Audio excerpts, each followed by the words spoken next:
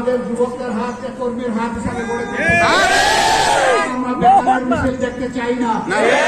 সবাই মিলে প্রিয় বাংলাদেশকে ঐক্যবদ্ধ হয়ে সামনের দিকে নিয়ে যেতে চাই। এখানে কোনো দল নাই, এখানে কোনো ধর্ম নাই, সবাই মিলে আমরা বাংলাদেশে, আমরা সেই বাংলাদেশটাই চাচ্ছি। এই বাংলাদেশের মসজিদেও পাহারা লাগবে না, মন্দিরেও লাগবে না, মোটেও লাগবে না, চার্চেও লাগবে না, পাহারার প্রয়োজন হবে না। মানুষ নিরাপত্তার সাথে তার সকল ব্যক্তিগত, সামাজিক, ধর্মীয় কাজ পালন করবে, দায়িত্ব পালন করবে, কেউ তাকে বাধা দেওয়ার সাহস করবে।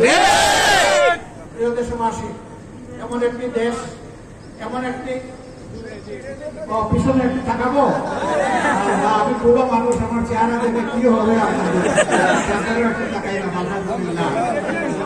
আমরা সেই ফরওয়ার্ড লুকিং একটা বাংলাদেশ চাই। আমরা পিছন নিয়ে কামড়া কামড়ি করতে চাই না, হিংসা এবং হানাহানির বাংলাদেশ চাই না, একটা ঐক্যবদ্ধ জাতি চাই।